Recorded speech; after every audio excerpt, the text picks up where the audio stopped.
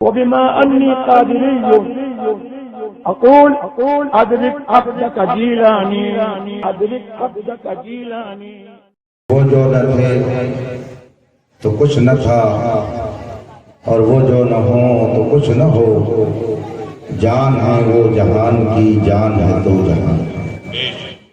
اللہ رب العزت کا بے پناہ شکر اور اس کا احسان ہے، اس کا کرم ہے کہ اس نے ہمیں اور آپ کو انسان بنایا، اشرف المخلوق بنایا، اور کرامت و شرافت اور بزرگی کا تاج حضرت انسان کے سر پر سجایا.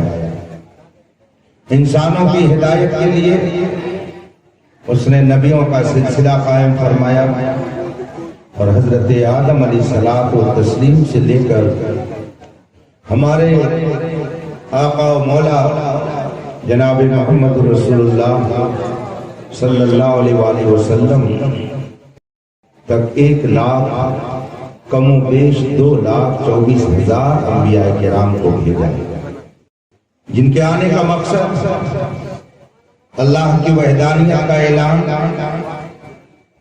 اور آنے والے نبی اور رسول کی رسالت کا اقرار، نیک راستے پر لوگوں کو لگانا اور برائیوں سے لوگوں کو باز رکھنا. جتنے انبیاء کرام اس دنیا میں تشریف لائے، ہر ایک نبی کے آنے کا بنیادی مقصد یہی کہ وہ خدا کی توحید کا اعلان کرے اور بندوں کو گمراہی سے نکال کر صراط مستقیم پر اور اچھے راستے پر لگاتا ہے.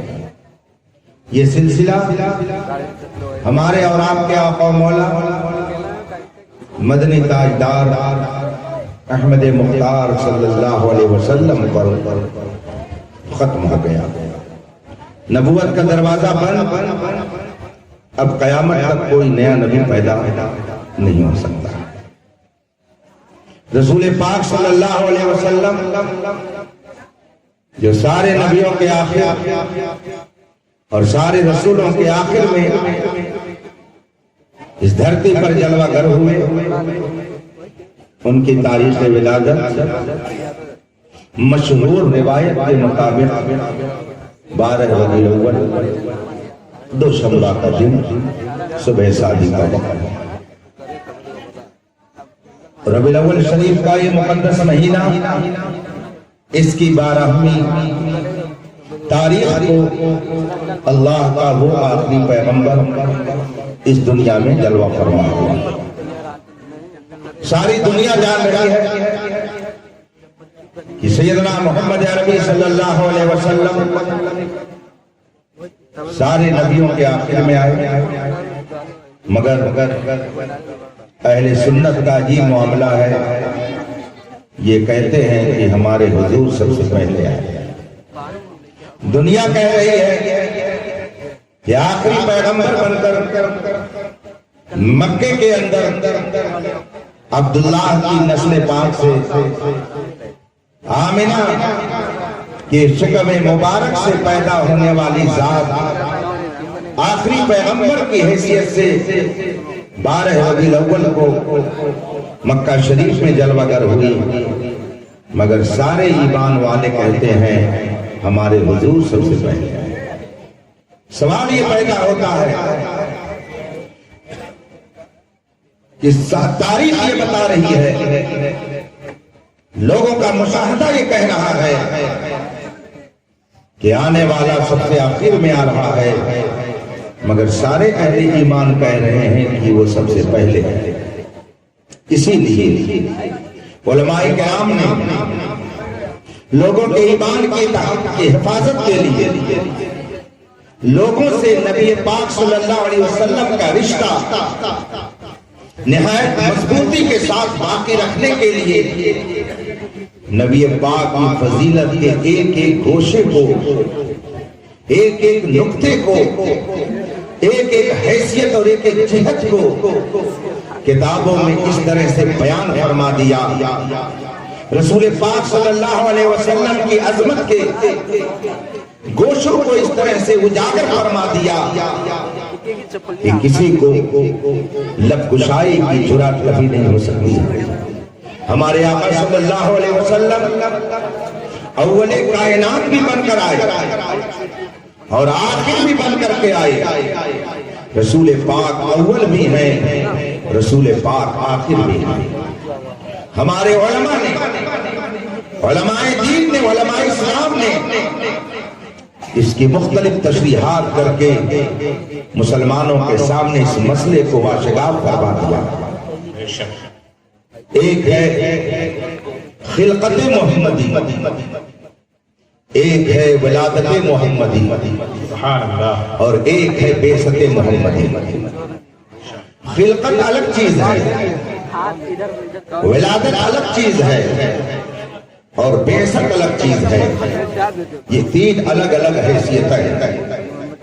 کسی چیز کا عدم سے وجود میں آنا نہ رہا ہو، پھر وجود میں اولاً آئے، کچھ بھی نہ رہا ہو اور پھر وجود میں آ جائے، اس کو کہا جاتا ہے خلقت۔ اسے خلقت سے تعبیر کیا جاتا ہے۔ فرمایا گیا ہے کان اللہ ولم یکن معہ شیء، خدا تھا اور کچھ نہیں تھا، خدا تھا اور کچھ نہیں تھا۔ تو جب کچھ نہیں تھا تو اللہ نے اسے پیدا کیا، اسے بنایا، اسے خلق کہا جاتا ہے۔ لیکن سوال یہ پیدا ہوا کہ اللہ نے سب سے پہلے کس کو بنایا؟ یہ دنیا معدوم تھی، اس کا کوئی وجود نہیں تھا، اسے اللہ نے بنایا۔ تو سب سے پہلے اللہ نے اس چیز کو بنایا۔ ساری سائنس مل کر کے، سارے سائنسداں بیٹھ کر کے ایک دو سال نہیں، لاکھوں سال غور کر لیں، لیکن اگر رسول پاک نے اس حقیقت سے پردہ نہ اٹھایا ہوتا تو سارے سائنسداں عاجز رہتے اور آج تک نہیں سمجھ پاتے کہ اللہ نے سب سے پہلے کس چیز کو پیدا فرمایا۔ حد تو یہ ہے کہ آج تک سائنس سے ہی نہیں پتہ لگا سکی کہ اس دنیا کو کسی نے بنایا ہے یا ایسے ہی بن گئی ہے۔ سائنس کے طلباء ہو سکتا ہے موجود ہوں، بہت سے لوگ پڑھ چکے ہوں گے، جب انہیں سمجھایا جاتا ہے کہ یہ دنیا کیسے بنی تو کہتے ہیں یہ دھماکہ ہوا اور یہ دنیا بنی۔ اسے کسی نے بنایا نہیں ہے، ایک دھماکہ ہوا اور دنیا وجود میں آ گئی۔ مجھے آپ بتائیے، دھماکے سے چیز بنتی ہے یا بنی ہوئی چیز بھی بگڑ جاتی ہے؟ خدا جب دین لیتا ہے تو عقلیں چھین لیتا ہے۔ یہ دنیا دھماکے سے نہیں بنی ہے، دھماکے سے چیز بنتی نہیں ہے، جب دھماکہ ہوتا ہے تو چیز بگڑ جاتی ہے۔ یہ دنیا دھماکے سے نہیں بنی ہے، اسے اللہ نے ایک اسپیشل نظام کے تحت پیدا فرمایا۔ یہ دنیا خود بخود نہیں بنی ہے، دھماکہ ہوا اور دنیا وجود میں آگے، ایسا نہیں ہوا ہے۔ اللہ نے اسپیشل قانون کے تحت، نظام کے تحت اس کائنات کو پیدا فرمایا، اور اس پر ایک نہیں ہزاروں دلائل موجود ہیں۔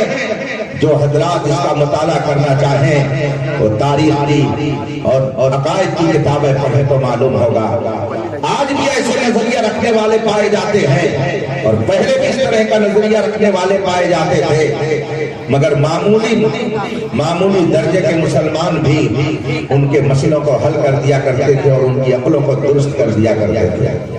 بہت مشہور واقعہ ہے ایک بزرگ کا کہ ایک دہریہ سے جب ان کا مناظرہ طے ہو گیا اور اس دہریہ نے کہا تھا کہ یہ دنیا خود بخود بنی ہے، اسے کسی نے بنایا نہیں ہے، تو اس عالم ربانی نے کہا تھا میں ثابت کروں گا کہ یہ دنیا خود بخود نہیں بنی ہے، اس کو کسی نے بنایا ہے، بنانے والا اس کا موجود ہے۔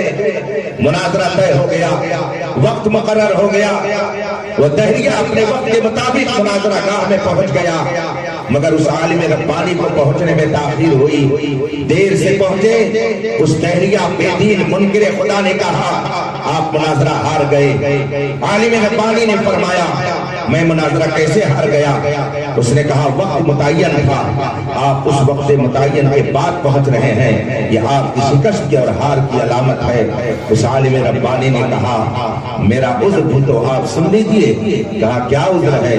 کہا عذر یہ ہے کہ میں جس راستے سے آ رہا تھا، راستے میں ایک ندی پڑتی تھی اور ندی مجھے پار کرنی تھی، مگر وہاں کوئی کشتی نہیں تھی جس سے میں آسانی سے پار کرتا۔ بہت دیر تک انتظار کرتا رہا، انتظار گھڑیاں جلدی ہی نہیں ہو رہی تھی۔ بہت دیر کے بعد میں نے دیکھا وہیں ایک درخت لگ گیا، اور تھوڑی دیر کے بعد دیکھا وہ درخت موٹا ہو گیا۔ پھر میں نے دیکھا کہ وہ درخت کٹ گیا۔ پھر میں نے دیکھا اس کے پٹرے چر گئے۔ پھر میں نے دیکھا اس کی کشتی بن گئی۔ پھر میں نے دیکھا وہ کشتی پانی میں تیرنے لگی۔ پھر میں اسی پہ بیٹھ گیا اور وہ کشتی پھر اس پار پہنچی، تب میں آپ کی خدمت میں حاضر ہو رہا ہوں۔ عالم ربانی نے جب یہ اپنی بات رکھی، فوراً تحریہ منکر خدا نے کہا آپ پاگل تو نہیں ہو گئے ہو، دیوانہ تو نہیں ہو گئے ہو، عقل کا دیوالیہ تو نہیں ہو گیا ہے؟ عالم ذیشان نے فرمایا کیوں ایسی بات آپ کہہ رہے ہیں؟ میں پاگل نہیں ہوں، میں دیوانہ نہیں ہوں، میرے عقل کا دیوالیہ نہیں ہوا ہے۔ کہا یہ تو بتائیے آپ جو بات کہہ رہے ہیں کوئی عقل مند آدمی یہ بات کہہ سکتا ہے؟ کہا کیوں؟ کہا ایسا کیسے ہو سکتا ہے کہ تھوڑی دیر میں ایک درخت اگائے، تھوڑی دیر میں وہ موٹا ہو جائے، تھوڑی دیر میں اس کے پٹرے چر جائیں، تھوڑی دیر میں کشتی تیار ہو جائے، اور تھوڑی دیر میں وہ کشتی پھر پانی میں چلنے لگے؟ یہ اپنے آپ اتنی جلدی یہ سب کیسے ہو سکتا ہے؟ یہ کوئی پاگل ہی کہہ سکتا ہے؟ عالم ربانی نے فوراً جواب دیا ارے بے وقوف، ذرا یہ تو سوچ کہ چھوٹی سی کشتی جو ندی میں چلنے کے لیے ہے، سمندر میں تیرنے کے لیے ہے، اگر یہ معمولی سی کشتی بغیر بنانے والے کے وجود میں نہیں آ سکتی ہے تو یہ کائنات بغیر بنانے والے کے وجود میں کیسے آ سکتا ہے؟ نہیں ہوا ہے، یہ تمہاری عقل کا پاگل پن ہے، یہ تمہاری شعور کی خرابی ہے کہ تم یہ کہہ رہے ہو کہ یہ کائنات خود بخود بن گئی ہے، اسے کسی نے بنایا نہیں ہے۔ عقیدہ یہ ہے، سچائی یہ ہے کہ اگر یہ کشتی بغیر بنانے والے کے وجود میں نہیں آ سکتی ہے تو یقین رکھو یہ کائنات بغیر بنانے والے کے وجود میں نہیں۔ نعرہ تکبیر، نعرہ رسالت، یشتہی اہل النبی۔ ہمارا ایمان ہے کہ اللہ نے اس کائنات کو پیدا کیا ہے، اللہ نے اس کائنات کو بنایا ہے، لیکن پھر یہ سوال پیدا ہوگا کہ اللہ نے سب سے پہلے اس کائنات میں کس چیز کو بنایا؟ کون سی چیز ہے جسے رسول اللہ نے سب سے پہلے بنایا؟ یہ سوال جب رسول پاک کی بارگاہ میں رکھا گیا، صحابہ نے جب یہ سوال کیا یا رسول اللہ نے سب سے پہلی کون سی چیز بنائی؟ تو رسول پاک نے اپنی زبان پاک سے ارشاد فرمایا اول ما خلق اللہ نوری، سب سے پہلے اللہ نے میرے نور کو پیدا فرمایا ہے۔ رسول پاک صلی اللہ علیہ وسلم کا نور یہ مخلوق اولین ہے، اللہ کی مخلوق میں سب سے پہلی مخلوق کا نام نور محمدی ہے۔ اس اعتبار سے رسول پاک اس کائنات کی بنیاد اور اصل ہے اور اول کائنات ہے۔ پوری کائنات یہ رسول پاک صلی اللہ علیہ وسلم کے صدقے میں وجود۔ بے شک بے شک، یہ ہے خلقت محمدی، اس کو کہا جاتا ہے خلقت محمدی، عدم سے وجود میں آنا، کچھ نہ ہو پھر وجود میں آئے، یہ خلقت محمدی ہے۔ رسول پاک صلی اللہ علیہ وسلم کی خلقت ساری کائنات سے پہلے ہے، یہ رسول پاک نے ارشاد فرمایا۔ اور پھر جب اللہ نے چاہا تو آپ کے نور سے اس کائنات کو پیدا فرمایا۔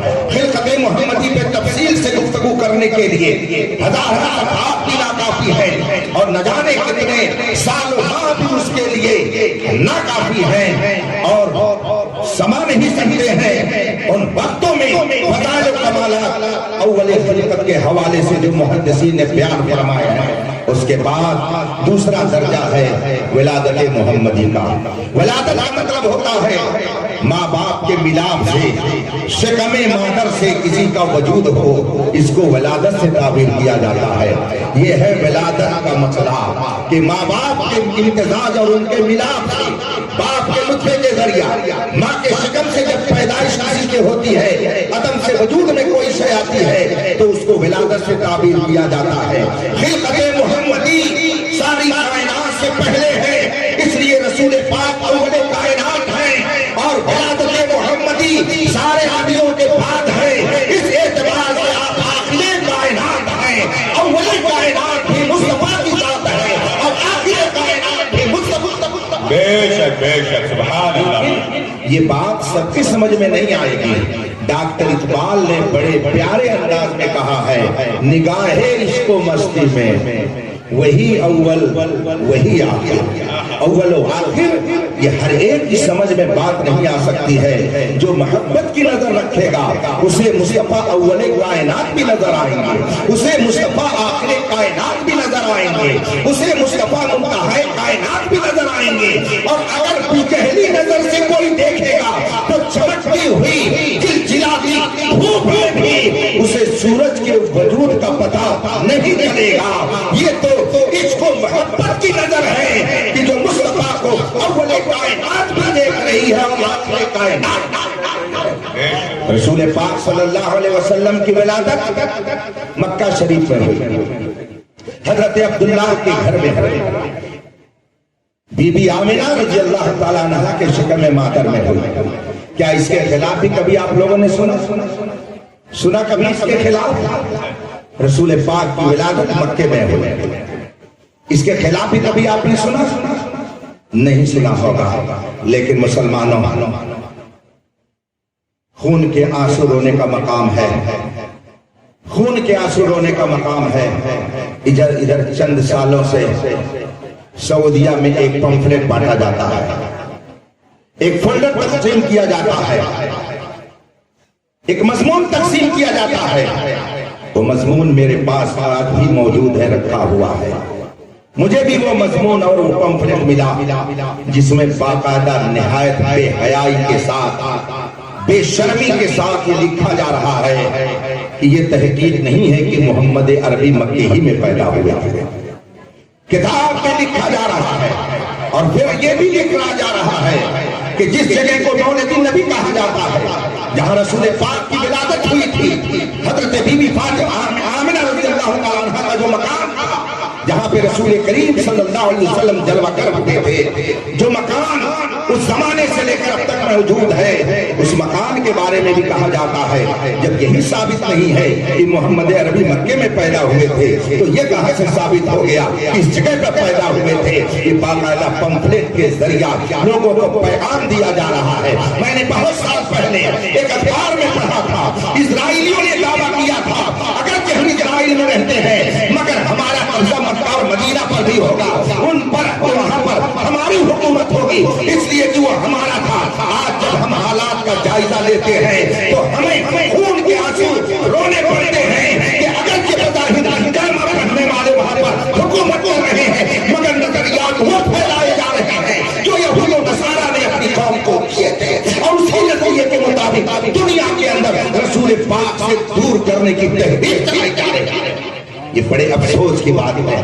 ولادت محمدی 12 ربیع الاول شریف کو ہے، مکہ مکرمہ میں ہے، حضرت آمنہ کے گھر میں ہے۔ رسول پاک صلی اللہ علیہ وسلم 12 ربیع الاول شریف کو جس جگہ پر جلوہ فرما ہوئے، حضرت شاہ ولی اللہ محدث دہلوی رحمۃ اللہ علیہ، جن کا نام آپ لوگوں نے بھی سنا ہوگا، وہ ہمارے بزرگ تو ہی ہیں لیکن دوسرے لوگ بھی ان کو اپنا بزرگ مانتے ہیں، ان کی بزرگی کو سب تسلیم کرتے ہیں، بلکہ وہ لوگ بہت زور و شور سے انہیں اپنا امام اور پیشوا ماننے کے لیے پمفلٹ چھاپتے ہیں، کتابیں چھاپتے ہیں، امام شاہ ولی اللہ کہہ کر کے ان کو مخاطب کرتے ہیں۔ شاہ ولی اللہ محدث دہلوی رحمۃ اللہ علیہ دہلی کے رہنے والے تھے، ان کے بیٹے حضرت شاہ عبد العزیز محدث دہلوی ہیں۔ شاہ ولی اللہ کے والد ماجد حضرت شاہ عبد الرحیم محدث دہلوی ہیں۔ یہ بڑا علمی خاندان تھا، بڑا علمی گھرانہ تھا، ان کے علم و حکمت کا شہرت پوری دنیا میں تھا، تصوف میں بھی یہ بڑے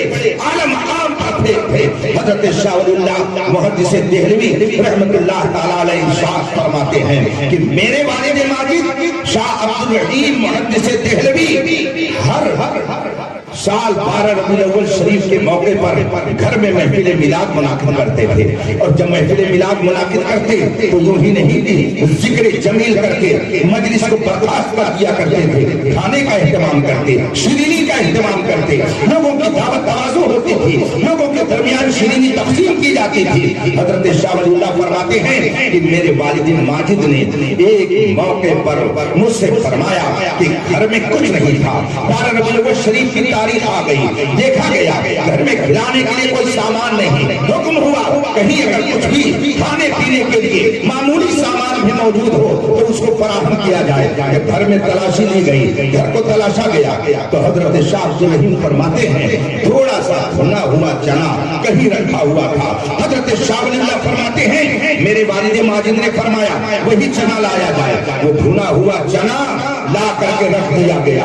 محفل میلاد منعقد ہو گئی. شاہ ولی اللہ فرماتے ہیں میرے والد ماجد شاہ عبد الرحیم نے محفل میلاد منعقد کی اور ذکر مصطفیٰ سے محفل کو سرور بخشا. محفل میلاد منعقد ہو گئی اور اس کے بعد جب کچھ اور کھانے کے لیے میسر نہ ہوا تو وہی چنا فاتحہ کر کے تقسیم کر دیا گیا. چنا تقسیم کر دیا گیا, محفل میلاد ہو گئی. 12 ربیع الاول شریف کا جشن منا دیا گیا. حضرت شاہ ولی اللہ فرماتے ہیں میرے والد ماجد شاہ عبد الرحیم نے فرمایا کہ جب میں رات میں سویا تو میں تو سویا مگر میری قسمت بیدار ہو گئی. میں تو سویا مگر میری قسمت کا ستارہ چمک اٹھا. فرماتے ہیں میں جب رات میں نیند میں گیا تو رسول پاک صلی اللہ علیہ وسلم میرے خواب میں تشریف لے آئے. اور آپ نے علماء سے یہ سنا ہوگا رسول پاک نے ارشاد فرمایا ہے من رآنی فی المنام فقد رأى الحق. جس نے مجھے خواب میں دیکھا اس نے مجھے کو دیکھا. فإن الشیطان لا يتمثل بی, اس لیے کہ شیطان میری مثل بننے کی کبھی جرات نہیں کر سکتا ہے. یہ تو بے وقوف انسان ہے جو کہتا ہے کہ ہم نبی کی طرح ہے, ورنہ شیطان جیسا کمبخت بھی یہ جرات نہیں کرتا ہے کہ وہ نبی کی طرح اپنے آپ کو خواب میں پیش کر سکے. رسول پاک فرماتے ہیں کہ جس نے مجھے خواب میں دیکھا اس نے مجھے کو دیکھا, اس لیے کہ شیطان خواب میں بھی میری مثال بن کر آنے کی جرات نہیں کر سکتا ہے. حضرت شاہ ولی اللہ فرماتے ہیں میرے والد نے ارشاد فرمایا کہ خواب میں نے دیکھا کہ رسول پاک جلوہ فرما ہے اور میں بھی بیٹھا ہوا ہوں اور سامنے وہ چنا رکھا ہوا ہے جو دہلی میں تقسیم کیا گیا ہے. اب حضرت شاہ عبد الرحیم فرماتے ہیں رسول پاک نے مجھے دیکھا, میں نے رسول پاک کی زیارت کی. رسول پاک مسکرا رہے ہیں, چہرہ گلاب کی طرح کھل رہا ہے, حساس ہے اور اس چنے کی طرف رسول پاک نظر فرما رہے ہیں. اس سے پتا کیا چلا کہ محفل میلاد اگر منعقد ہو رہی ہے دلی میں, چنا تقسیم کیا جا رہا ہے دلی میں, مگر رسول پاک کی بارگاہ میں وہ چنا پہنچا ہوا ہے. اس سے معلوم یہ ہوا کہ کوئی کہیں محفل منعقد کرے مگر مصطفیٰ کی نگاہ سے وہ پوچھتا نہیں. آج کچھ لوگ کہتے ہیں یہ میلاد کرتے ہو, آخر اس کا ثبوت کیا ہے؟ طرح طرح کی باتیں کرتے ہیں, اس موضوع پر میں جانا نہیں چاہتا ہوں. حضرت شاہ فضل الرحمان گنج مراد آبادی آپ کے بغل میں اناؤ ضلع میں ہے, اب دوسرے ضلع میں غالباً ہو گیا ہے. گنج مراد آباد بڑے ذیشان عالم گزرے ہیں. حضرت شاہ فضل الرحمان گنج مراد آبادی علی رحمت و رضوان بائے کے بزرگ تھے, عالم ذیشان تھے. ان کے مرید نے ان سے پوچھا حضور یہ تو بتائیے کیا سرکار کے زمانے میں اور صحابہ کے دور میں محفل میلاد منعقد ہوتی تھی؟ صحابہ میلاد کی محفل منعقد کرتے تھے؟ حضرت فضل الرحمان گنج مراد آبادی نے فرمایا بے شک منعقد کرتے تھے, بالکل منعقد کرتے تھے. کہا کیسے؟ کہا آپ کو نہیں معلوم ہے؟ کہا حضور ہمیں سمجھا دیجیے. حضرت فضل الرحمان گنج مراد آبادی فرماتے ہیں کہ صحابہ ہی نے تو سب سے پہلے ملکوں میں جا کر کے نبی کا میلاد پڑھا ہے. صحابہ ہی نے تو نبی کا میلاد پڑھ کر کے نبی کی عظمت کا اظہار کیا ہے. صحابہ ہی نے تو شہر شہر جا کر کے میلاد مصطفیٰ کا پرچار کیا ہے. کہا وہ کیسے؟ کیا آپ کو یہ فرمایا کیا آپ کو یہ نہیں معلوم ہے کہ جب صحابہ کسی ملک میں جاتے تھے, کسی شہر میں جاتے تھے دعوت دین دینے کے لیے, تبلیغ اسلام کرنے کے لیے, تو وہاں پہلے جا کر کے یہ تھوڑی کہتے تھے کہ ہم صحابی ہیں, ہماری بات مان لیجیے. وہ وہاں جاتے تھے, لوگوں کو اکٹھا کرتے تھے, اور اکٹھا کرنے کے بعد ان سے کہتے تھے مکے میں ایک نبی پیدا ہوئے ہیں, حضرت عبداللہ کے گھر میں آمنہ کے لفظ جگر کی شکل میں محمد عربی کا وجود ہوا ہے, وہ قرآن کی تعلیم دیتے ہیں, ایک خدا کی ہمیں تبلیغ کرتے ہیں کہ خدا ایک ہے. وہ پیغمبر مکے میں پیدا ہوئے ہیں, مدینے میں ہجرت کر کے گئے ہوئے ہیں, ان کی یہ شان ہے. صحابہ کس شہر میں جاتے پہلے نبی کا میلاد پڑھتے تھے, نبی کا ذکر جمیل کرتے تھے, نبی کے فضائل و کمالات بتاتے تھے, اور اگر لوگ مان جاتے تو پھر صحابہ کرام ان کو اپنے سینے سے لگا لیتے, اور اگر ان میں سے کوئی سرکشی کرتا اور صحابہ کی بات کا انکار کرتا, صحابہ سے جنگ کرنے لگتا, تو صحابہ میلاد مصطفیٰ پڑھنے کے بعد جب سامنے والا برسرے پیکار ہو جاتا تو صحابہ میلاد کے بعد اپنا سر بھی مصطفیٰ جان رحمت کی عظمت کو ظاہر کرنے کے لیے قربان کر دیا کرتے تھے. بس فرق یہ ہے ہم میلاد پڑھتے ہیں تو شیرینی بانٹتے ہیں, اور صحابہ میلاد پڑھتے تھے تو اپنا سر کرتے تھے. یہ حضرت شاہ فضل الرحمان گنج مراد آبادی نے بیان فرمایا. مراد آباد گنج مراد آباد کے آگے حضرت صدر اللہ فاضل علامہ سید نعیم الدین مراد آبادی رحمۃ اللہ علیہ, ان کے استاد محترم ہیں, ان کا نام ہے حضرت علامہ محمد گل رحمۃ اللہ تعالی علیہ. ان سے کسی نے پوچھا حضور رسول پاک صلی اللہ علیہ وسلم کے زمانے کے بعد جو کام کیا جائے اسے کیا کہا جاتا ہے؟ حضرت علامہ محمد گل رحمۃ اللہ علیہ نے فرمایا آپ کہنا کیا چاہتے ہیں؟ میں یہ عرض کر رہا تھا حضرت علامہ محمد گل رحمۃ اللہ علیہ سے پوچھنے والے نے جب پوچھا کہ میلاد شریف سرکار کی ولادت کا ذکر جو کیا جاتا ہے اس تو بدعت ہے, اس لیے کہ بدعت اسے کہا جاتا ہے کہ جو سرکار کے زمانے کے بعد کام کیا جائے.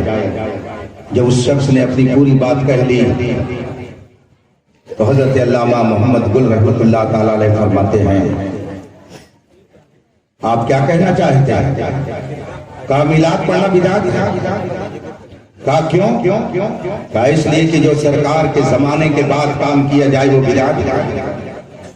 جو ہی یہ سنا علامہ محمد گل رحمۃ اللہ علیہ نے فرمایا ٹھیک آپ کہہ رہے ہیں, جو کام رسول پاک کے زمانے کے بعد کیا جائے وہ بدعت ہے, لیکن کیا یہ زمانہ رسول پاک کے علاوہ کسی اور کا ہے؟ کیا یہ زمانہ رسول پاک کے علاوہ کسی اور کا ہے؟ قیامت تک کوئی دوسرا نبی نہیں آ سکتا ہے. قرب قیامت سے پہلے جو حضرت عیسیٰ علیہ السلام جلوہ فرما ہوں گے وہ نئے نبی ہونے کی حیثیت سے نہیں آئیں گے. فرماتے ہیں علامہ محمد گل رحمۃ اللہ علیہ قیامت تک زمانہ یہ میرے مصطفیٰ کا زمانہ ہے. آپ کہہ رہے ہو کہ جو کام رسول پاک کے زمانے کے بعد کیا جائے وہ بدعت ہے, جب بعد کا زمانہ آئے گا تب بدعت ہوگا. یہ زمانہ رسول پاک کے بعد کا زمانہ نہیں ہے, یہ تو زمانہ رسول پاک ہی کا زمانہ ہے. لہذا جس زمانے میں میلاد پڑھا جائے یہ میلاد بدعت نہیں ہے بلکہ حقیقت میں یہ ادائے مصطفیٰ کو اپنانے تیرا میلاد ہے ہر فتنہ باطل کی وفات, عصر تازہ کی ولادت ہے. ولادت محمدی کے موقع پر ہم اور آپ کیا خوشی منائیں گے, ہم اور آپ کیا ذکر کریں گے. ولادت محمدی کا جب موقع آیا فرشتگان الہیہ نے حضرت آمنہ رضی اللہ تبارک و تعالیٰ عنہا کے گھر کو جو نور والا نور کیا, اس نورانی برکتوں کا یہ نتیجہ کہ مکہ میں بیٹھ کر کے ملک شام کے محلات کا دیدار. فرش والے تیری شوکت کا علو کیا جانے خسروا عرش پہ اڑتا ہے فریرا تیرا. درود پاک پڑھ اللہم صلی علی سیدنا و مولانا محمد معدل جود والکرم والکرام اجمعین. ایک بزرگ اپنی کتاب میں تحریر فرماتے ہیں اور تقریباً ہمارے سارے علماء اہل سنت کو تسلیم کرتے ہیں کہ وہ رات، خاص کر وہ رات جس میں رسول پاک صلی اللہ علیہ وسلم کی ولادت باسعادت ہوئی، رسول پاک صلی اللہ علیہ وسلم جس رات جلوہ گر ہوئے، وہ رات رمضان کی شب قدر سے بھی افضل ہے. خاص کر وہ رات شب قدر سے بھی افضل ہے، اس لیے کہ رمضان، روزہ، حج، زکات، شب قدر، شب برات، یہ ساری برکتیں اگر مل رہی ہیں تو اسی شب ولادت کے صدقے میں مل رہی ہیں. حضرت سیدنا شیخ سعدی شیرازی رحمت اللہ علیہ فرماتے ہیں یا رسول اللہ، یا حبیب اللہ، تو اصل وجود آمدی از نخوش، دیگر ہر چے موجود شد فرعی دوست. یا رسول اللہ، اس کائنات کی اصل آپ ہیں. یہ حضرت سیدنا شیخ سعدی شیرازی فرماتے ہیں آپ اس کائنات کی اصل ہیں، آپ جڑ ہیں اور یہ کائنات سب فرع ہے. شیخ سعدی رحمت اللہ علیہ نے آج سے تقریباً 800 سال پہلے اپنے شعر کے ذریعہ حیات النبی کا اعلان کیا تھا اور لوگوں کو یہ ذہن دیا تھا کہ یاد رکھنا شاخ اسی وقت تک موجود رہے گی جب تک جڑ موجود ہے. اگر جڑ موجود نہ ہو تو شاخیں باقی نہیں رہ سکتی ہے. رسول کائنات اس کائنات کی اصل ہے. جب تک کائنات موجود ہے یہ مان کر کے آپ کو چلنا پڑے گا کہ اصل بھی موجود ہے تبھی یہ کائنات دکھائی دے رہی ہے. اگر اصل نہ ہوتی تو کائنات نہ جانے گا پھر بڑا. اسی لیے اعلیٰ حضرت فرماتے ہیں وہ جو نہ تھے تو کچھ نہ تھا، وہ جو نہ ہو تو کچھ نہ ہو، جان ہے وہ جہان کی، جان ہے تو جہان ہے. رسول پاک صلی اللہ علیہ وسلم کی ولادت مکے کے اندر 12 ربیع الاول شریف کو ہوئی. اسے ولادت محمدی کہا جاتا ہے. پھر اس کے بعد 40 سال تک آپ نے مکے میں اپنی عالمانہ، عارفانہ، معجزانہ، صادقانہ زندگی گزاری. آپ نے 40 سال تک اپنی پاکیزہ زندگی کو مکے کے لوگوں کے سامنے رکھا. 40 سال تک آپ نے اپنا پاکیزہ کردار اور اخلاق ان کے سامنے رکھا اور اس کے بعد خدا کے حکم سے آپ نے جبل قبیس سے اعلان فرمایا خدا ایک ہے، میں اس کا رسول ہوں. اس وقت آپ نے یہ اعلان فرمایا ہے، اس کو بعثت محمدی سے تعبیر کیا جاتا ہے. رسول پاک صلی اللہ علیہ وسلم کی خلقت ساری کائنات سے پہلے ہے، وہ رسول پاک اول کائنات ہے. ولادت کے اعتبار سے سارے نبیوں کے بعد میں آئے تو آپ آخر الانبیاء قرار پائے اور بعثت کے اعتبار سے اب قیامت تک کوئی دوسرا اور نبی مبعوث نہیں ہو سکتا ہے. اس لیے اب خدا تک پہنچنے کا سب سے بڑا ذریعہ محمد رسول اللہ کے ساتھ. رسول پاک صلی اللہ علیہ وسلم نے 40 سال کے بعد نبوت کا اعلان فرمایا. اعلان فرمایا. اعلان اور چیز ہے، اعلان اور چیز ہے اور کسی منصب کو پا لینا اور چیز ہے. دونوں میں فرق ہے. ہم کہتے ہیں کہ رسول پاک نے 40 سال کے بعد اپنی نبوت کا اعلان فرمایا، مگر جن کے عقیدے میں فتور ہے وہ کہتے ہیں کہ نبی کو 40 سال کے بعد نبوت ملی، نبوت ملی. حالانکہ ایسا نہیں ہے. آپ تو اس وقت بھی نبی تھے جبکہ ابھی اس کائنات کو اللہ نے بنایا ہی نہیں تھا. ترمذی شریف کی حدیث ہے، حضرت سیدنا ابو ہریرہ غالباً رضی اللہ تعالیٰ عنہ نے رسول پاک سے جب یہ پوچھا تھا یا رسول اللہ متى وجبت لك النبوت، آپ کو نبوت کب ملی، آپ منصب نبوت پر کب فائز ہوئے؟ رسول پاک نے ارشاد فرمایا تھا کنت نبیا، میں اس وقت بھی نبی تھا جب ابھی آدم آب و گل کی منزل طے کر رہے تھے. گویا رسول پاک کو منصب نبوت اس وقت مل چکا تھا جب اللہ تبارک و تعالیٰ نے اس کائنات کی تخلیق نہیں فرمائی تھی. اول کائنات رسول پاک کی ذات ہے تو اول انبیاء بھی رسول پاک کی ذات ہے. رسول پاک کرتے ہیں میں اس وقت بھی تھا جب ابھی آدم کا پتلا بھی نہیں تیار ہوا تھا. اس لیے یہ عقیدہ مت رکھیے گا کہ 40 سال کے بعد نبوت ملی. یہ عقیدہ رکھیے گا نبی نے 40 سال کے بعد اپنی نبوت کا اعلان کیا. اسے بعثت محمدی کہا جاتا ہے. ایک ہے خلقت محمدی, ایک ہے ولادت محمدی, اور ایک ہے بعثت محمدی. یہ 12 ربیع الاول شریف جو ہمارے سر پر سایہ فگن ہے, یہ ولادت محمدی کا مہینہ ہے. رسول پاک کی دنیا میں جلوہ گری کا مہینہ ہے. شکم آمنہ سے اس عالم ظہور میں آنے کا مہینہ ہے. یہ وہ بابرکت مہینہ ہے کہ اس کے عظمتوں کے صدقے میں اللہ نے ساری برکتیں ہمیں عطا فرمائی ہیں. ہوتے کہاں خلیل, کہاں کعبہ منا, لولاک والے صاحبی سب تیرے گھر کے. اللہ نے ہمیں بے شمار نعمت عطا کی ہے, مگر سب سے عظیم نعمت اللہ نے یہ دی کہ اس نے ہمیں رسول پاک کا وفادار امتی بنایا ہے. نعمت اللہ تبارک و تعالیٰ بے شمار دیتا ہے, بے شمار نعمتیں اس نے دی ہیں. یہ زمین ہے, آسمان ہے, چاند سورج ستارے ہیں, سب نعمتیں ہیں. اللہ تبارک و تعالیٰ سب نعمتیں ہم کو دیے ہوئے ہیں, مگر مومن اور کافر, مسلم اور غیر مسلم سب ان نعمتوں سے فائدہ اٹھاتے ہیں. البتہ نعمت ایمان جو خدا نے دی ہے وہ صرف ہم اہل سنت و جماعت کو عطا فرمائی ہے. اسی لیے پوری دنیا کے اندر کلمہ پڑھنے والے بہت سارے لوگ جب 12 ربیع الاول شریف کا مہینہ آتا ہے تو کریلے کی طرح منہ بنا کر کے نہ جانے کیا کیا کہنے لگتے ہیں. ان کو 12 مہینے بدعت نظر نہیں آتی ہے, لیکن جو ہی ربیع الاول شریف کا مہینہ آئے گا بڑے بڑے بورڈ لگ جائیں گے. کل پرسوں میں نے واٹس ایپ پہ دیکھا, بڑی پیاری بات, کسی عام آدمی نے گال بند کر کے واٹس ایپ پہ ڈالا تھا. وہ لکھتا ہے مولد مصطفیٰ اور جشن ولادت مصطفیٰ کے لیے صحیح حدیث کی ضرورت نہیں ہے, صحیح دل کی ضرورت ہے. اس کے لیے صحیح حدیث مت تلاش کر, صحیح دل تلاش کر.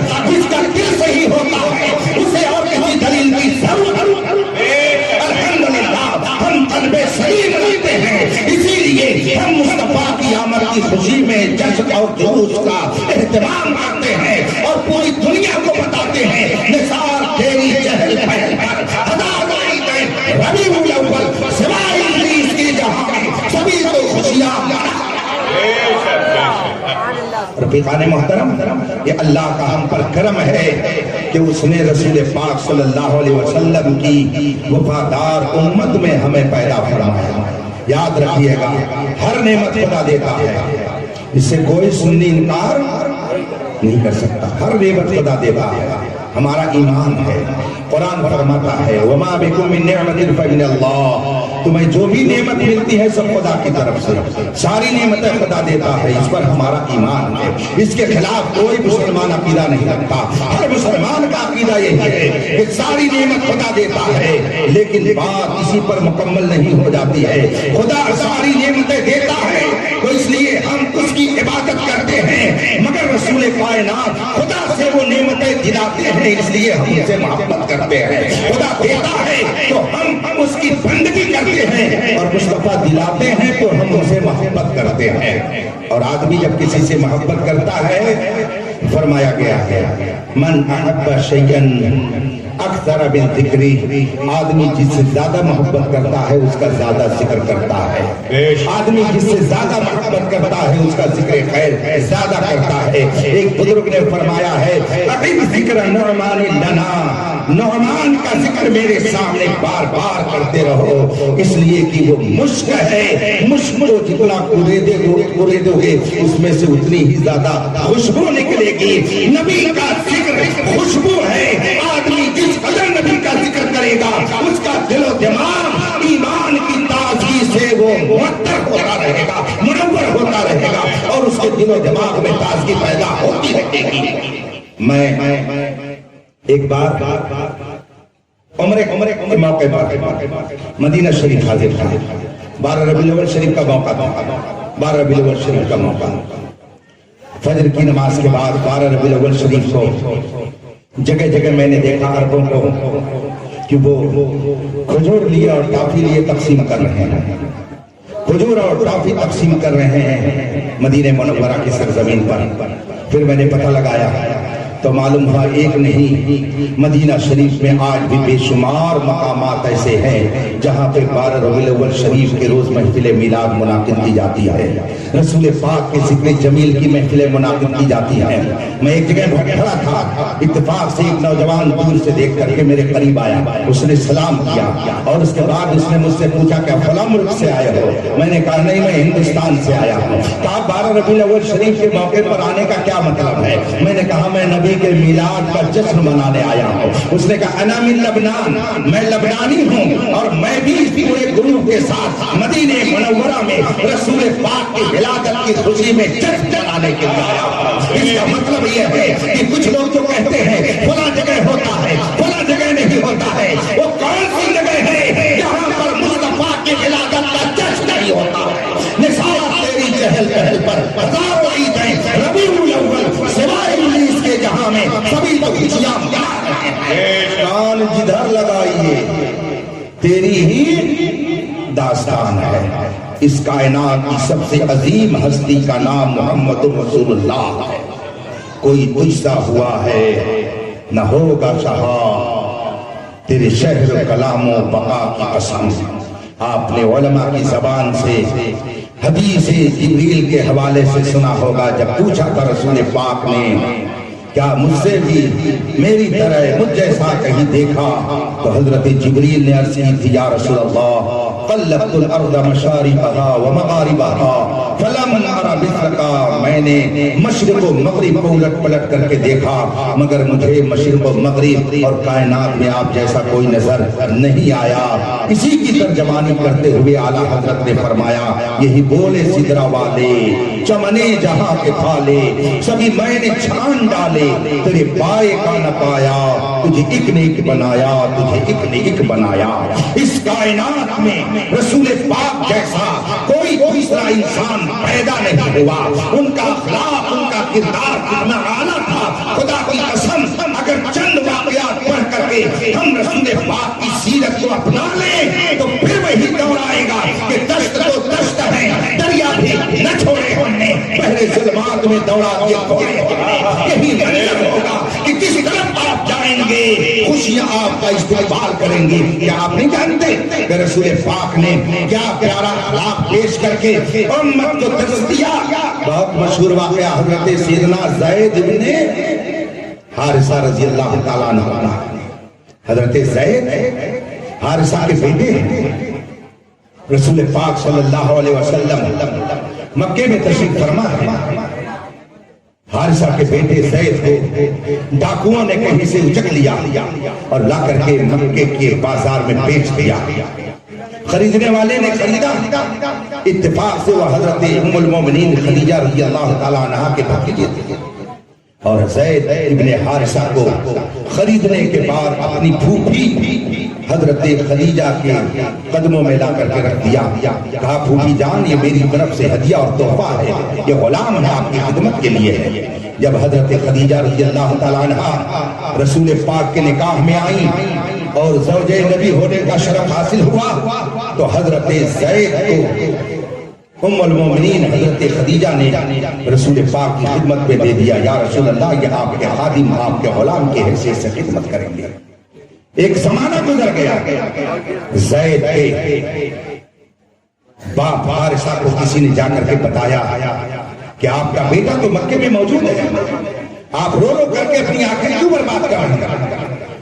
زید کی ماں سے کہہ دیجئے اس کا بیٹا مرا نہیں ہے، مکے میں موجود ہے، محمد عربی کے پاس ہے، پیغمبر اسلام کے پاس ہے، آپ جائیے، وہ بڑے رحیم ہیں، بڑے شفیق ہیں، بڑے مہربان ہیں، بڑے بااخلاق ہیں، آپ جاؤ۔ چنانچہ زید کے باپ حارثہ اپنے بھائی کعب کو لے کر کے مکے کے لیے روانہ ہوئے۔ جب پہنچے رسول پاک کی بارگاہ میں دیکھا کہ زید رسول پاک کی خدمت میں حاضر ہیں۔ حضرت زید رسول پاک کے خادم کی حیثیت سے خدمت میں مشغول ہیں۔ زید کے باپ حارثہ اپنے بھائی کعب کو لے کر کے نبی کی بارگاہ میں پہنچے، عرض کی یہ میرا بیٹا ہے، اس کے ساتھ یہ حادثہ ہوا، ڈاکوؤں نے اسے اچک لیا تھا، بہت سال پہلے یہ ہم سے غائب ہو گیا۔ اس کی ماں روتے روتے اپنی آنکھیں کھو چکی ہے، اس کی بہن اس کی یاد میں روتی رہتی ہے، میرے خاندان کے لوگ اس کی یاد میں روتے ہیں۔ اے پیغمبر اسلام، آپ کی شرافت، آپ کی کرامت، آپ کی بزرگی، آپ کے اخلاق کا میں نے ذکر سنا ہے، یہ میرا بیٹا ہے، اگر آپ اسے مجھے واپس کر دیں تو بڑی مہربانی ہوگی۔ حضرت زید کے باپ نے جب اپنی داستان رسول پاک کے سامنے پیش کی، وہ رحیم و کریم جو ساری کائنات کے لیے رحمت بن کر کے جلوہ فرما ہوئے، آپ کا دل محبتوں سے بھر گیا، آپ کی آنکھیں بھی ٹپٹپا آئیں، آپ نے زید کی طرف رخ کیا اور فرمایا زید تمہارے باپ کیا کہہ رہے ہیں، تمہارے چچا کیا کہہ رہے ہیں، میری طرف سے تمہیں آزادی ہے، اگر تم اپنے باپ اور چچا کے ساتھ اپنے گھر جانا چاہتے ہو تو جا سکتے ہو۔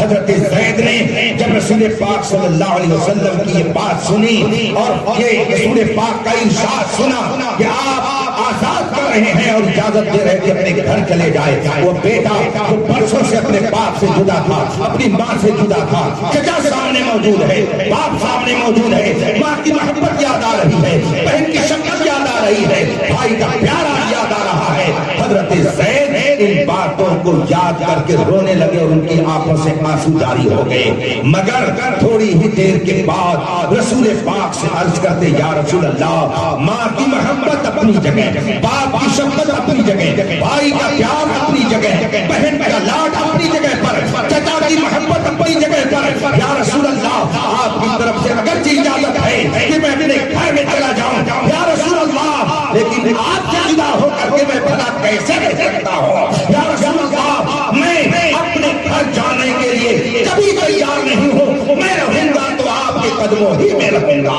پتا کیا چلا، جس کو ہو درد کا مزہ نازے دوا اٹھائی جو نبی کی غلامی میں مزہ پا لیتا ہے، دنیا کی طاقت اس کے سامنے ہے۔ سبحان اللہ، ماشاءاللہ۔ محترم، اگر رسول پاک کی محبت آپ کے دل میں ہے تو رسول پاک کی اطاعت کا جذبہ ویسے ہی ہونا چاہیے جس طرح سے کی محبت کا تقاضا ہے۔ ایک عربی شاعر کہتا ہے تعصی الہ وانت تظہر حبہ ھذا محال فی القیاس بدیع۔ اللہ کی نافرمانی کر کے کہتے ہو کہ ہم اللہ سے محبت کرتے ہیں، کوئی ایسا محبوب ہے کہ جس کا محب اس کی بات کو ٹال دیتا ہو؟ کوئی ایسا محبوب ہے کہ اگر وہ کچھ کہے تو اس کا شیدائی اس کی بات کو ٹال دے؟ تعصی الہ، اللہ کی نافرمانی کر کے تم محبت کا دعویٰ کرتے ہو، اس محبت میں جھوٹے ہو۔ ایک شاعر نے یہ کہہ کر کے ہم کو پیغام دیا ہے کہ اگر نبی سے محبت کا دعویٰ ہے تو اس پرفتن دور میں اس محبت کا تقاضا اور بڑھ جاتا ہے کہ ہم نبی کی اطاعت و فرما برداری کریں۔ اتنے لوگ یہاں پر موجود ہیں، الحمدللہ سب محبت نبی کے جذبے سے سرشار ہو کر کے ہی آ بیٹھے ہیں، لیکن کیا وجہ ہے، کیا بات ہے کہ جب اطاعت مصطفیٰ کا معاملہ آتا ہے تو ہم اس معیار پر اترنے کے بجائے نہ جانے کس کھڈے میں گڈھے میں چلے جاتے ہیں؟ آخر وجہ کیا ہے؟ اس کا مطلب ہے کہ ہم اپنے دل میں ابھی صحیح معنی میں نبی کی محبت کو بسا نہیں سکے ہیں، ہم اپنے دل میں صحیح معنی میں رسول کریم کا عشق پیدا نہ کر سکے ہیں۔ ضرورت اس بات کی ہے کہ میلاد النبی کے اس مبارک موقع پر ہم نبی کی بارگاہ میں کثرت سے درود پڑھ کر کے اور دعا کریں کہ رب قدیر درود کی برکت سے ہمیں رسول پاک کا وفادار امتی بنا دے، ان کا فرما بردار بنا دے، اور ہمیں زندگی اگر گزارنے کا موقع ملے تو نبی کی اطاعت و فرما برداری میں ہم زندگی گزاریں۔ میرے بھائیوں، سچے دل سے جو نبی کا شیدائی ہوتا ہے نبی کبھی اسے ذلیل و رسوا نہیں ہونے دیتے ہیں۔ امام واقدی مشہور تابعی ہے، یہ بات کہہ کر کے میں آپ سے رخصت ہو جاؤں گا، وقت زیادہ ہو گیا ہے۔ بڑے مشہور بزرگ امام واقدی کی کتاب فتح الشام بڑی مشہور کتاب ہے، اس کتاب میں ایک واقعہ بہت تفصیل سے درج ہے۔ عیسائی فوج نے ایک مرتبہ مسلمانوں کے لشکر کو گھیر لیا اور تقریباً وہ 1 لاکھ بلکہ اس سے زیادہ تعداد میں تھے۔ اور مسلمانوں کی ایک ٹکڑی تھی اور اس ٹکڑی میں بھی چند لوگ تھے جو بڑے بہادر قسم کے مانے جاتے تھے. سامنے 1 لاکھ کا عیسائی لشکر آ گیا مسلمانوں کو تہس نہس کرنے کے لیے. ایک مجاہد ہے رسول پاک ایک شہدائی ہے، ان کا نام ابو الہول ہے. اصل نام ان کا دامس ہے لیکن ان کو ابو الہول کے نام سے جانا جاتا تھا. وہ پہنچے حضرت خالد بن ولید رضی اللہ تعالیٰ عنہ کی بارگاہ میں. عرض کی دشمن کی فوج سامنے ہے، مسلمانوں پر حملہ کرنے کے لیے تیار ہے، ہمیں 10 ساتھیوں کو دے دیجئے، ہم جا کر کے ان کا کام تمام کرنے کے لیے تدبیر کر کے آئیں گے، ان کو ہم کو بتر کرنے کے لیے منصوبہ بنائیں گے. حضرت خالد بن ولید نے کہا اتنا عظیم لشکر اور اس کے لیے تم 10 لوگ کیا کر سکتے ہو؟ حضرت ابو الہول نے فرمایا، عرض کی آپ ہمیں 10 ساتھی دے دیجئے اور پھر دیکھیے کہ ہم کیا کرتے ہیں. حضرت دامس کی خواہش کے مطابق انہیں 10 ساتھیوں کو دے دیا گیا. حضرت خالد بن ولید نے 10 ساتھیوں کے ساتھ حضرت ابو الہول کو الوداع کیا، انہیں رخصت کیا، انہیں الوداع کہا اور پھر دشمن کی فوج کی طرف چلے گئے. 10 ساتھیوں کو لے کر کے حضرت ابو الہول 1 لاکھ کے لشکر میں گھس جاتے ہیں، پتر کرتے ہیں، مگر 10 ساتھیوں کے ساتھ حضرت ابو الہول دشمن کے نرغے میں جب پھنس گئے، دشمنوں نے ان کو گرفتار کر لیا. حضرت خالد بن ولید کو جب یہ خبر ملی کہ ساتھی سب کے سب گرفتار ہو گئے، حضرت ابو الہول بھی گرفتار ہو گئے، ان کی آنکھوں سے آنسو جاری ہو گئے، اس لیے کہ ابو الہول اس ٹکڑی میں اور اس فوج میں بڑی طاقت کے مالک تھے، بہت بڑے بہادر تھے اور وہ دشمنوں کے قید میں ہو گئے. حضرت خالد بن ولید کو جب یہ خبر ملی، آپ کی آنکھوں سے آنسو، مگر رب کی بارگاہ میں آپ نے ہاتھ اٹھا کر کے دعا کی، مولا میرے ان ساتھیوں کی حفاظت فرما. 1 ہفتہ گزرا، 2 ہفتہ گزرا، 3 ہفتہ گزرا، کئی ہفتہ گزر گئے. اتفاق سے ایک دن حضرت خالد بن ولید ساتھیوں کے ساتھ بیٹھے ہوئے تھے، صحابہ تابعین کی مقدس جماعت تھی، بیٹھے ہوئے تھے. دیکھا کہ حضرت ابو الہول اپنے 10 ساتھیوں کے ساتھ گھوڑے پر سوار ہو کر کے چلے آ رہے ہیں. حضرت خالد بن ولید نے جب دیکھا کہ ابو الہول اپنے 10 ساتھیوں کے ساتھ صحیح سلامت واپس آ رہے ہیں، کھڑے ہو کر کے ان کا استقبال کرنے کے لیے تیار ہو گئے. اپنے ساتھیوں کے ساتھ حضرت خالد بن ولید کھڑے ہو کر کے ان کا استقبال کرنے کے لیے ان کا انتظار کر رہے ہیں. حضرت ابو الہول اپنے 10 ساتھیوں کے ساتھ جب گھوڑے سے اترے، حضرت خالد بن ولید سے مصافحہ ہوا، معانقہ ہوا.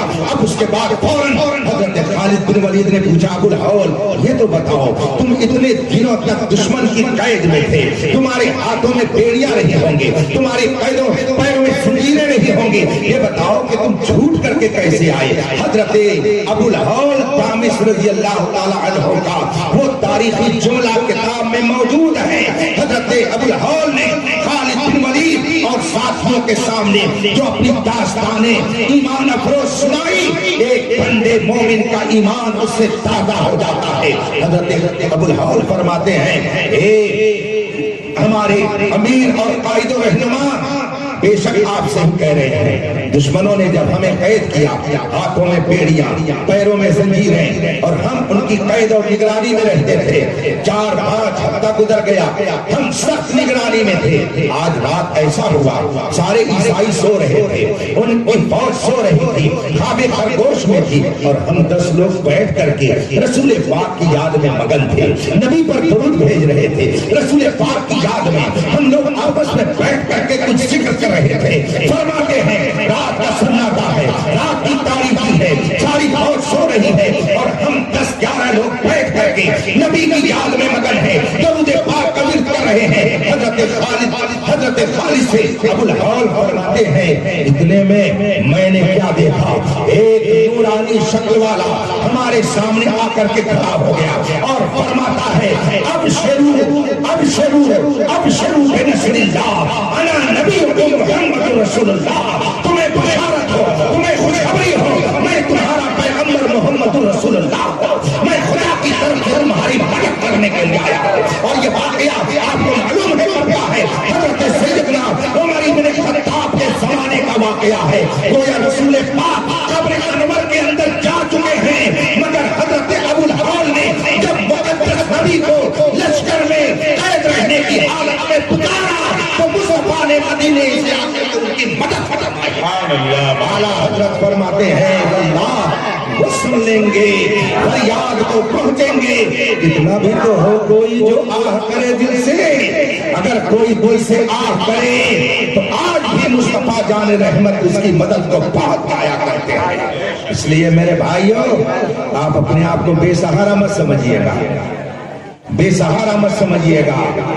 دنیا کا کوئی سہارا آپ کے لیے سہارا بنے یا نہ بنے، مگر سارے سہاروں کا سہارا مصطفیٰ جان رحمت کی ذات ہے۔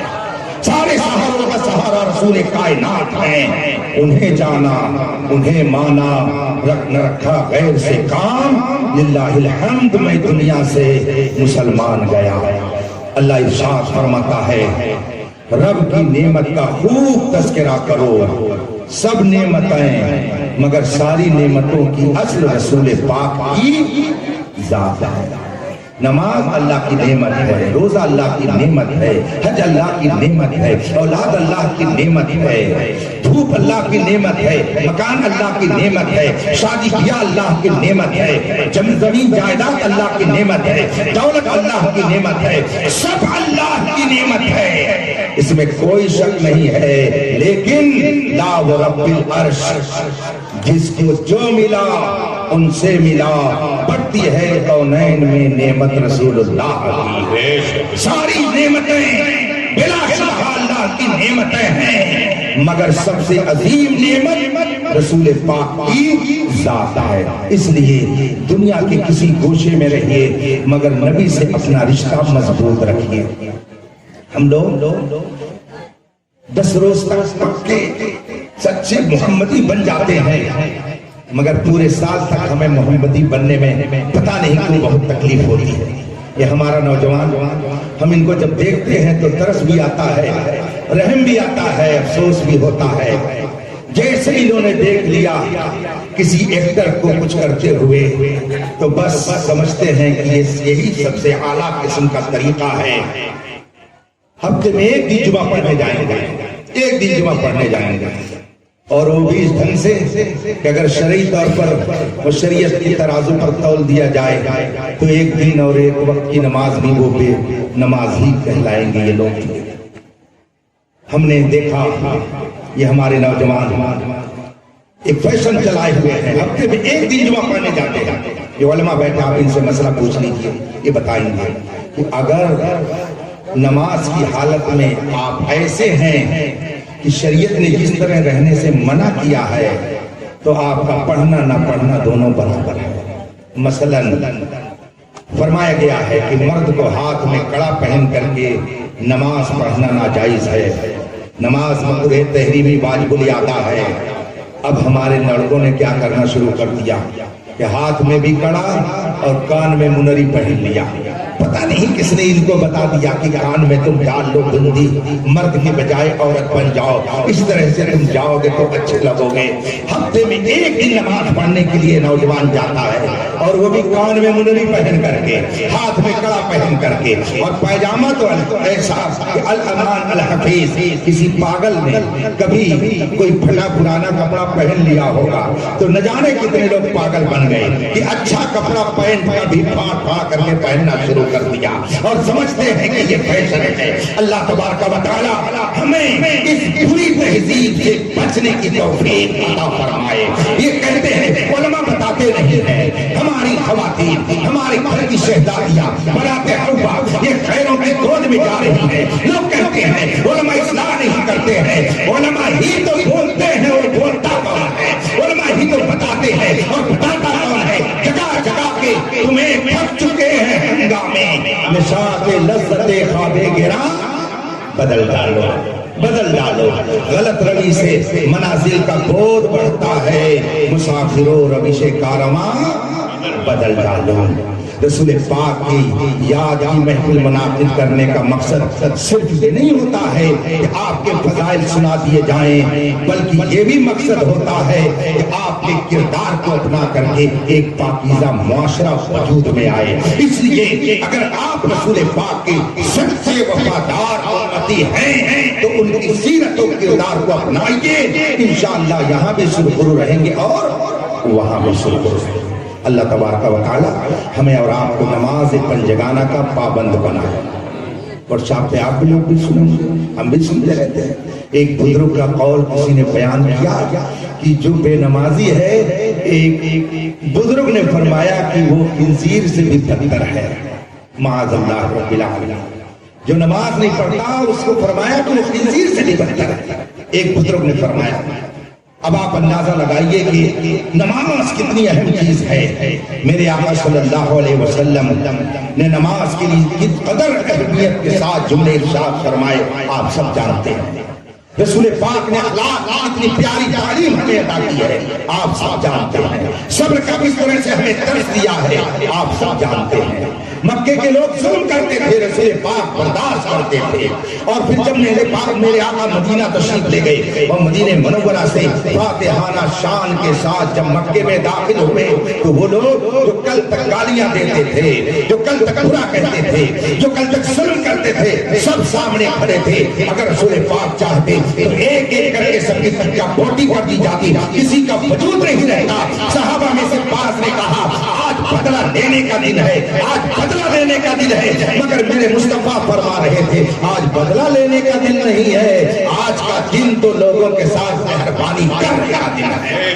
مگر ہمارا حال کیا ہے؟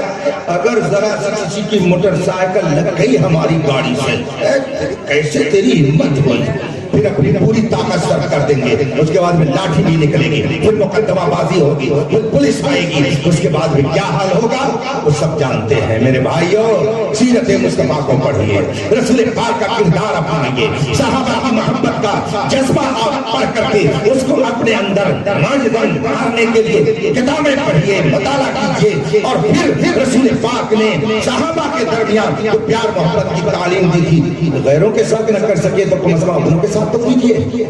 اللہ تبارک و تعالی ہمیں صحیح معنی میں سچا پکا مسلمان بن کر رہنے کی توفیق عطا فرمائے۔ وآخر دعوانا ان الحمدللہ رب العالمین۔ السلام علیکم۔